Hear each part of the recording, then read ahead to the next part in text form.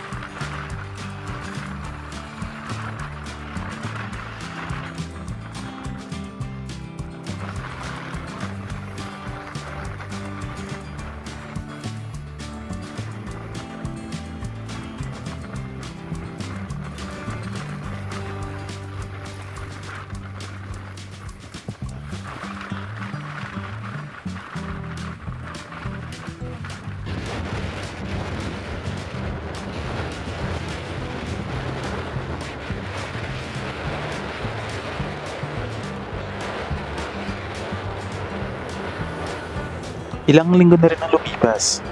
Ang mga motorista sa kahabaan ng PN Roa Senior Avenue Macapagal Drive sa lungsod ng Cagayan de Oro ay nagpakita ng pagkabigo sa mabagal na progreso at mahinang pagplano ng kasalukuyang rehabilitasyon ng kalsada.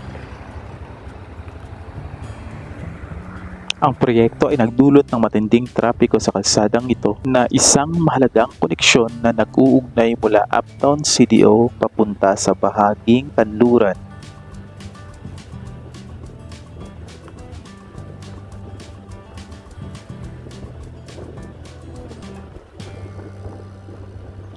Naunang isinara ang isang lane para sa paghukay habang pinapayagan naman ang alternatibong daloy ng trapiko sa kabila. Ngayon sa inyong makikita, nagsimula na ang kontratista na magbutas ng mga butas sa parehong linya. Ngunit kung titingnan mo mula sa kaliwang bahagi, makikita natin ang isang excavator na nagkakabuhat para sa paghukay at pagbubutas mula sa kaliwang bahagi. Pagkatapos, hindi maipaliwanag na tinakpan ang mga butas sa kabilang linya ng lupa. At para lalo pang lumala ang sitwasyon, 2 hanggang 4 na manggagawa lamang ang naobserbahan sa lugar na lalong nagpapabagal sa proyekto.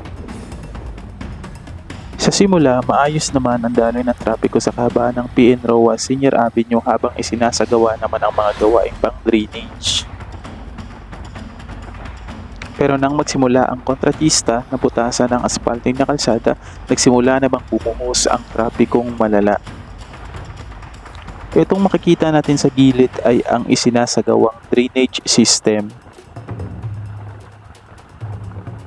Samantala, para makaiwas sa trapiko, inilihis ang mga motorista sa mas mahabang rota at nagbigay ng payo ang otoridad sa pamamagitan ng paggamit ng SM Bypass Road. Sa makikita natin, unti-unti nang nasimulan at naway matapos na rin ang isinasagawang drainage na ito para mas maramdaman naman natin ang ginhawa ng masarap na daloy ng biyahe. Hanggang dito na lamang po. Maraming salamat.